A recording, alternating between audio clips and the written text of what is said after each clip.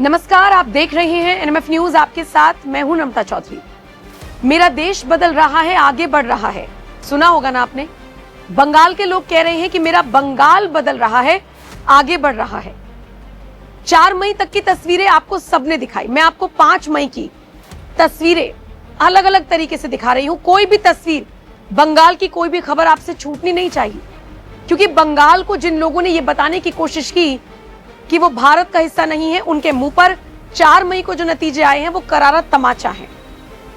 जो लोग पूरे नॉर्थ ईस्ट को अलग करने की कोशिश करते थे, जो 7 सिस्टर्स को अलग करने की कोशिश करते थे, उन्हें भी देखना चाहिए कि सत्ता परिवर्तन जब होता है तो कैसे होता है।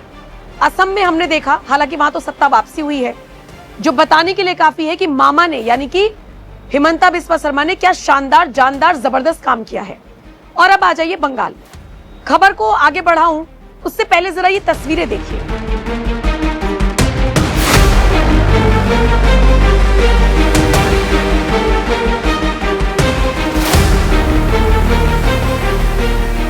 क्या नजर आया आपको इन तस्वीरों में?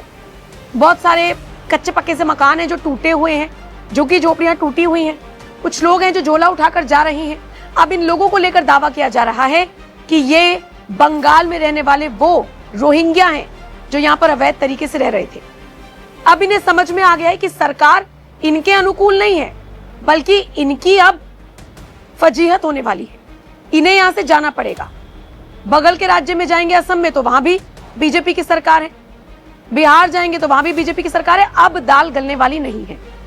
और जो लोग ये सवाल उठाया करते थे कि बंगाल में एंट्री कौन दिलाता है घुसपैठियों को, अब ये सवाल उनसे दोबारा से पूछा जाएगा अब से कुछ टाइम बाद कि अब बंगाल में कौन नहीं घुसा रहा है घुसपैठियों को। देखिए, ये कोई हंसी मजाक का या राजनीति का मुद्दा नहीं है। घुसपैठ और घुसपैठिए हमारे देश के लिए, हमारी देश की सुरक्षा के लिए सबसे बड़ा खतरा है। आप बहुत सारे ऐसे लोगों को पकड़ेंगे, हो सकता है वो कैमरे पर ना बोले और आपको आप बीती सुनाते हुए कह दे कि हम तो रोजगार की तलाश में आए थे। लेकिन क्यों? आप अपने देश में रोजगार तलाशिए। ढाका में खड़े होकर एक मंत्री कह रहे हैं कि रिफ्यूजी संकट बांग्लादेश में अब आ जाएगा। क्यों? आज तक कभी डंके की चोट पर एक्सेप्ट नहीं किया कि बांग्लादेशी घुसपैठिए भारत में रहते हैं, लेकिन अब क्यों कह रहे हैं? क्योंकि उन्हें पता है कि अब एक ऐसी सरकार बंगाल में आई है जो घुसपैठियों को चुन चुन कर बाहर निकालेगी। अमित शाह का स्टेटमेंट है कि एक भी घुसपैठियों को छोड़ा नहीं जाएगा। असम के मुख्यमंत्री का स्टेटमेंट है, मैं नहीं घुसने दूंगा। तो अब तो हालात ऐसे ही होने वाले हैं जैसा कि आप इन तस्वीरों में देख पा रहे हैं। जो वीडियो आप देख रहे हैं, इसको लेकर दावा किया जा रहा है कि ये रोहिंग्या है और ये अपना बोरिया बिस्तर उठाकर लौट रहे हैं। कहां जा रहे हैं ये खुद जाने।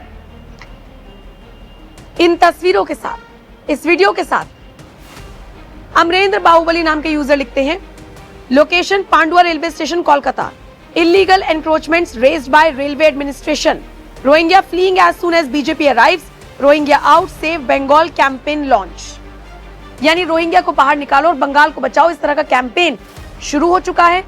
रेलवे की जमीन पर कब्जा कर रखा था, उन सबको हटाया जा रहा है। बंगाल की तस्वीर अब बदलने वाली है, ऐसी उम्मीद है। लेकिन कब तक, ये हमें और आपको देखना होगा और इंतजार करना होगा। फिलहाल इस खबर पर, इन तस्वीरों पर, इन वीडियोस पर आप क्या राय रखते हैं? कितनी उम्मीदें आपको बीजेपी से हैं? खासकर अगर आप बंगाल से इस खबर को देख रहे हैं तो मुझे कमेंट सेक्शन में जरूर बताइएगा। और बाकी खबरों के लिए एनएमएफ न्यूज देखते रहिए।